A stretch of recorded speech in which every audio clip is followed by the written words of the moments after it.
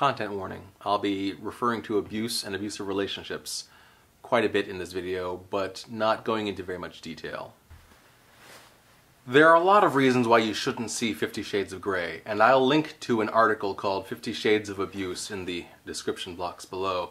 But I want to give you some reasons why you shouldn't see that movie, not because of the contents of the movie, but because of the contents of our culture.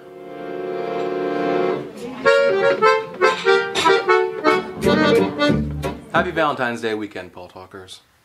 You're probably aware that there is a series of books called Twilight, and those books contain a problematic relationship between a teenage girl and her manipulator/abuser, someone who is hundreds of years older than her. And from those stories came lots of fan fiction. I applaud fan fiction. It is a way for people who don't feel properly represented, who don't feel like they can find their own feelings in fiction. It's a way for them to create it for themselves. That is great. But some of the fan fiction took that abusive relationship in Twilight and made it even more abusive and overt.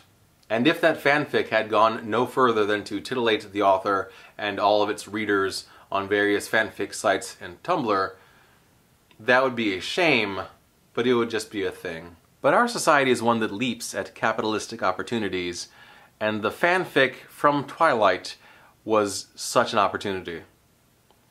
But why?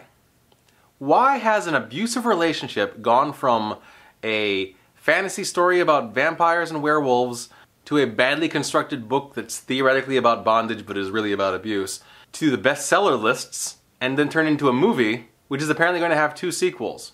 How has it gotten that far? I think that on some level, conscious or not, Hollywood and the publishing industry wants to keep on making money off of what is essentially a damaging addiction. Many people, mostly women, are addicted to abusive relationships. They come back to them over and over again, much like the relationships themselves. When they read about or see these abusive relationships, people who are under that influence of that addiction lie about it to themselves and to everyone else. They say things like, this obviously abusive, lack of consent, and manipulative relationship in 50 Shades of Grey is kinky. It's BDSM.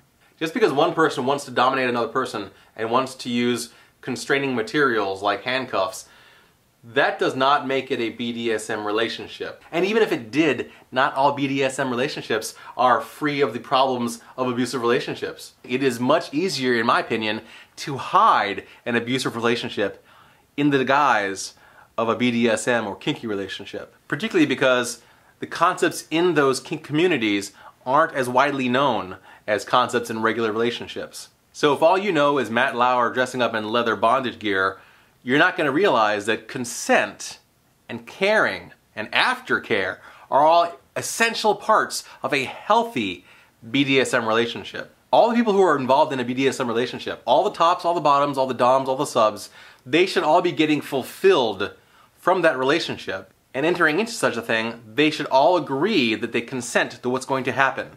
Even if not the explicit details, certainly the overarching shape of that relationship should be agreed upon and understood by everyone going into it. But even in non-kinky relationships, Hollywood and the publishing industry routinely glamorize unhealthy relationships. If you're one of most of the people in the world who have Netflix, you've probably seen some Friends recently, and Friends contains a horribly unhealthy relationship of Ross and Rachel. And yet, throughout the series, all the way to the conclusion, Ross and Rachel are held up as the within-universe OTP.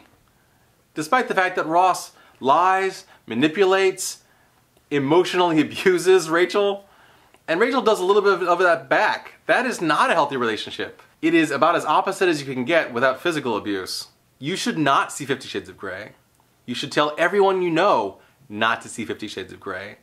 Because feeding money to that monster tells Hollywood that that is what we want. It tells the world that we are okay with and support abusive relationships. If you want to see kink, sign up for a free FetLife account and be forewarned that sometimes things are deleted about consent and it's a problematic space. But you can see lots of kink there. If you want to see nudity and sex, you're on the internet right now. You can search for almost anything and find nudity and sex. But in 50 Shades of Grey, all you'll find is a story about an abusive relationship that is being fed to you within your own abusive relationship with the mainstream media that keeps on trying to tell you that it's cool and exciting. So don't go to see Mr. Grey, because Mr. Grey and the studio he came from, they don't see you.